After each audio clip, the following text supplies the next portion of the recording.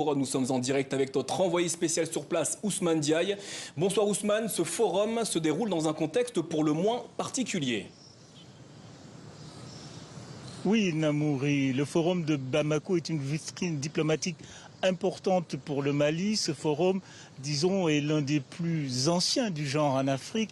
Et puis c'est un lieu de rencontre à la fois des partenaires de divers horizons du monde, à la fois de la France, des pays asiatiques, des pays de l'Est. Et alors, dans un contexte de crise diplomatique où le Mali est au bord de la rupture diplomatique avec la plupart de ses partenaires, où le Mali a choisi de se repositionner à l'échelle internationale en se rapprochant de la Russie, cette 22e édition était très intéressante à observer.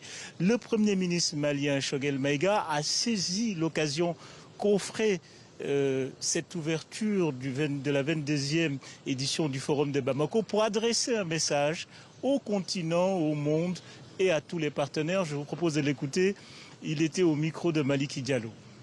Venir au Mali nous rendre visite en ces temps difficiles est un acte de foi, un témoignage d'amitié et une manifestation de la solidarité à laquelle nous sommes très sensibles. Je le dis singulièrement à l'attention de nos frères et sœurs venus de plusieurs pays africains, venus d'Europe, venus de France, parce qu'en fait, les peuples sont toujours amis. Les brouilles passagères à caractère politique entre les gouvernements, dans mon intime conviction, ne peuvent pas affecter durablement les relations profondes d'amitié qui unissent les peuples.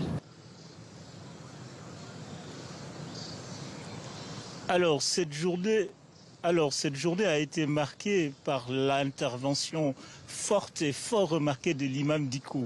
L'imam Mahmoud Dicko, c'est certes un imam ici, mais c'est un homme influent sur la vie politique malienne. Alors l'imam Dicko ce matin a renvoyé 12 à 12 le Mali, son pays et la communauté internationale, toutes chapelles confondues.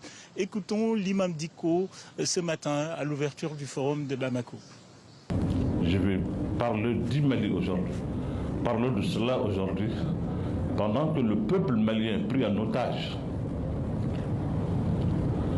par des gouvernements arrogants, je dis bien arrogants, et la communauté internationale, par leur orgueil, pense que le peuple malien doit rester dans cette situation, mourir à petit feu, assailli par la famine, par l'insécurité, par le djihadisme qu'on n'arrive pas à contrôler.